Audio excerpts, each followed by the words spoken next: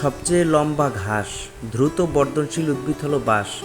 বাঁশ মানুষের জন্ম থেকে মৃত্যু পর্যন্ত কাজে লাগে। গ্রামীণ গৃহের একটি প্রয়োজনীয় উপাদান বাঁশ। বাঁশের শতাধিক প্রজাতি রয়েছে। পূর্ব দক্ষিণ এবং দক্ষিণ পূর্ব এশিয়ার বিভিন্ন অংশে বড় বড় আকারের এরা বেড়ে ওঠে। বাঁশ গাছ সাধারণত একত্রে গুচ্ছ হিসেবে জন্মায়। সারা বিশ্বে 100 কোটির বেশি মানুষ বাঁশের তৈরি বাড়িতে বাস করেন।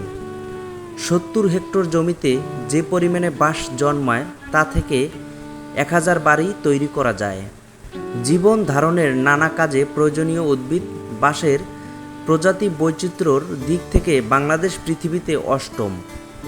বাংলাদেশে 33 প্রজাতির বাঁশ রয়েছে। 500 প্রজাতির বাঁশ নিয়ে বিশ্বে প্রথম অবস্থানে রয়েছে চীন। 232 প্রজাতি নিয়ে ব্রাজিল রয়েছে দ্বিতীয় অবস্থানে। 139 প্রজাতি নিয়ে তৃতীয় স্থানে রয়েছে জাপান। বাঁশ প্রথম দিকের মানুষের দ্বারা তৈরি উপকরণগুলোর মধ্যে একটি। বাঁশ শিল্পের রয়েছে বিপুল সম্ভাবনা। অবহেলায় বেড়ে ওঠা বাঁশের প্রতি একটু নজর দিলে থেকে বছরে কোটি টাকা আয় হতে পারে। চীনা ও বিশ্বের বিভিন্ন দেশে বাঁশ ও বাঁশজাত পণ্য রপ্তানি করে বিপুল অর্থ আয় করেছে।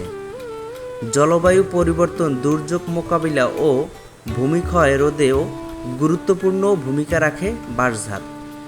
এটি দ্রুত বর্ধনশীল একটি উদ্ভিদ। কম বিনিয়োগে বাঁশ চাষে বেশি লাভ হয়। এমনকি বাঁশ থেকে নানা ধরনের খাবারও তৈরি হয়। বিভিন্ন রোগ সারাতেও ব্যবহার করা হয় বাঁশ। চীনে কিডনির রোগে আক্রান্তদের সুস্থ করে তুলতে ব্যবহার করা হয় বাঁশ।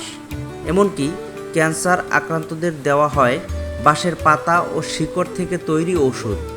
ইন্দোনেশিয়ায় হাড়ের রোগ সারাতে দেওয়া হয় বাঁশের ভিতরে জমে থাকা পানি। বাংলাদেশে সিলেট ও চট্টগ্রামের পাহাড়ি আদিবাসীরা এটি বেশি খেয়ে থাকেন। তবে ভারতের মেঘালয়, আসাম ও হিমাচল প্রদেশ, নেপাল, ভুটান, চীন, কোরিয়া ও জাপানের বাঁশের কোরল খুব জনপ্রিয়। তাজা বাঁশের কোরলে রয়েছে পর্যাপ্ত পরিমাণ ভিটামিন। বাঁশের কোরলে রয়েছে উপকারী সব উপাদান যা দেহের কোলেস্টেরলের মাত্রা কমিয়ে দেয়।